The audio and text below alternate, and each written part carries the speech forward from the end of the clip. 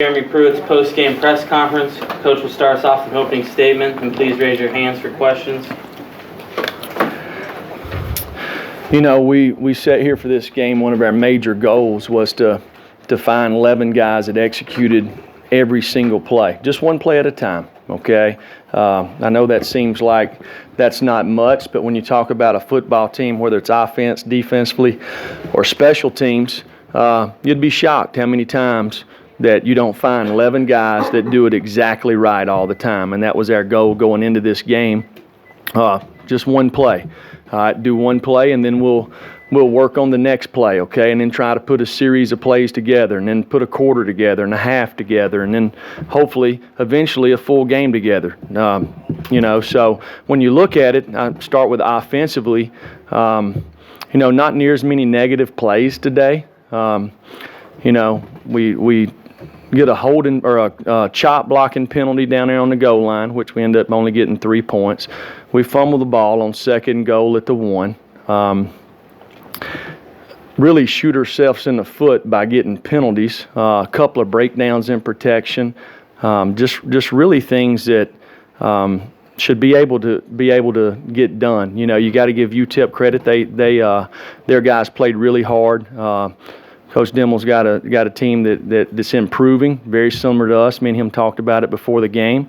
You know, so when you look at it, I think that when you say 24 points, it's not where we want to be. Absolutely not. Okay, but then you look at it, what was the result of it? Way too many penalties, turning the ball over. So got to improve on that. Defensively, didn't start the game the right way. Again, way too many runners that are falling forward. To me, I thought we controlled the quarterback a little better as the game went. No turnovers on defense. It's going to be hard to win in the SEC moving forward. Not creating any turnovers. We're going to have to be a team that creates a bunch of turnovers. We got balls that's hitting us all in the head and the hands. We're going to have to find guys who can play the ball and finish on the ball, and then get the ball off the quarterback, you know, and runners. Special teams, you know, we drop a dadgum punt, don't field a punt. It's not what you want to be. I thought our kickers kicked the ball really well. Joe hit a couple of punts. Paxton kept the ball in the end zone. So, you know, hey, it's another week. We've got to improve, but you know what? It's a good lesson for our players because we didn't practice very well this past week. You know, I think on Wednesday I come in there, I think you guys could tell that wasn't happy with the way we performed, and most places I've been, the way you practice is kind of the way you play. You don't practice bad on Monday, Tuesday, Wednesday, Thursday, and then play good on Saturday. It don't happen.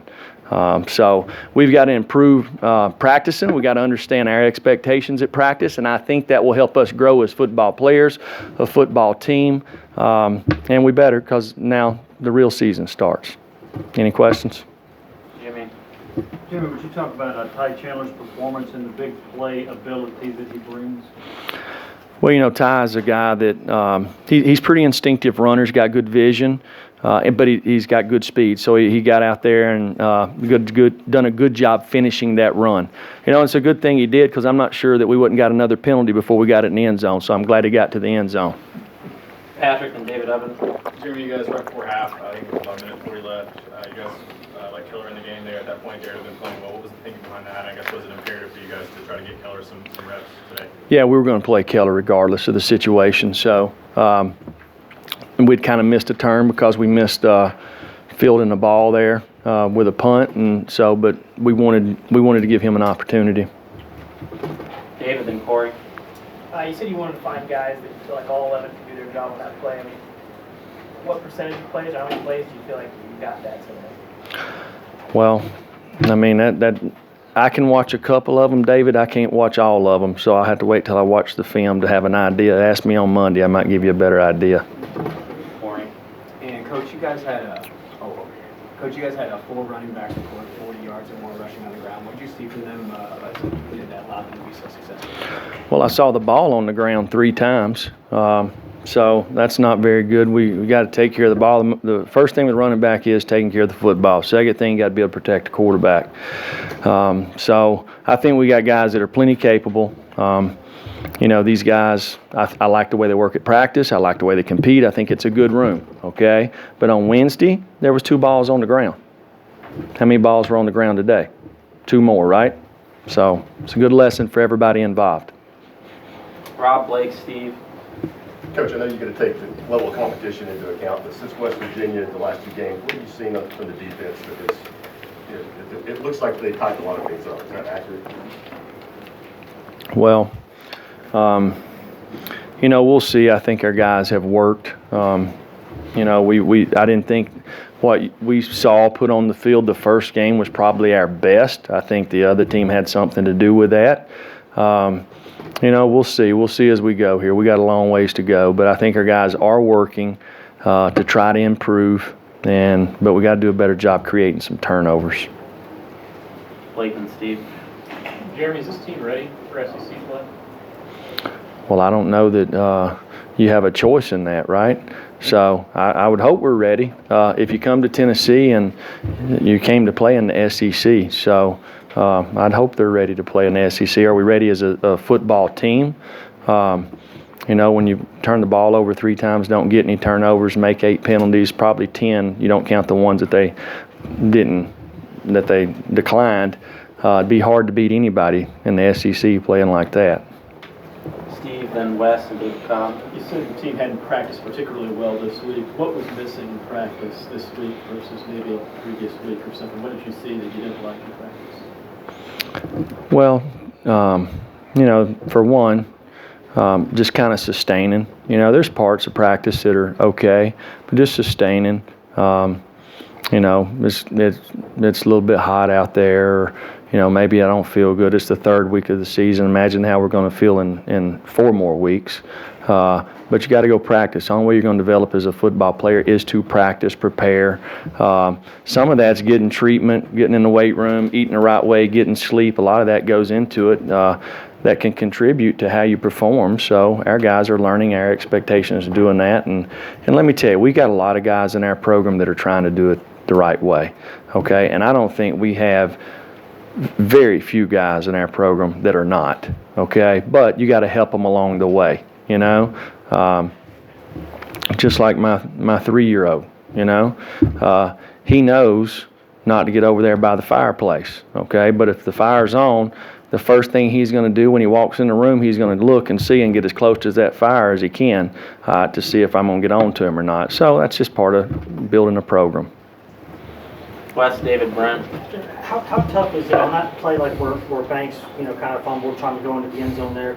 You see that, kind of often now, I guess, in college football. How tough is it to get guys to kind of not do that? Because I guess there's a time and place for it, but when the alternative is 1st and goal at the 1, I'm guessing that's not the right time to kind of stretch like that. Yeah, I'd say the only time to do that is when it's 4th down. I mean, it's like I told him, if he don't fumble the football, or made 6 tackles, I guess, on the stat sheet. But, Daniel is improving as a player. He missed spring ball, which was a big deal for him. He's trying to basically, we're having 2 linebackers that missed spring ball, and then you throw Corte in. Corte didn't play today because he got a bone bruise last week, and he probably could have played. Today's the best that he's been all week. But based off the way Will Ignont has practiced and Shannon Reed and those guys have practiced this week, we wanted to give those guys a chance, and we felt like it'd get us an opportunity to make sure we can get Corte back.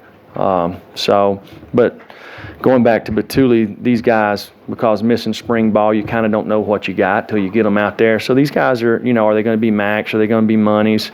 Are they going to play on 3rd down as an off-the-line linebacker? Are they going to be pass rushers? So just trying to figure it out. These guys have been patient with us, and I think the linebacker group has tried to do what we've asked them to do. I think those guys have a chance to be good leaders in our program. So, it's good that he had a good day. Last couple, David, Wes, and Jimmy. Jordan, last week you wanted to see more from the pass rush. What did you see from him today? Well, I think we did get a little bit more pressure. Sometimes that means you're possibly guarding them a little better on the back end. We still didn't, a couple of times we're standing from me to Zach from the quarterback and we can't get a hand on him. So We're going to have to find guys that can. But we've got to create a little more pass rush for sure. Wes? Looked like Juwan again out there today was maybe getting closer and closer to looking like himself. Had a couple of nice catches, a couple of big blocks on the outside. Is he still going along in that progression? Is he closer to kind of being really back? Yeah, I think when you look at it from playing on a Saturday, I think Juwan's back. I think when you talk about the preparation in fall camp, he wasn't back. So, you kind of think about, you only take so many reps each day. You're trying to build up as camp goes. Well, over the long haul, that's a lot of reps that you miss.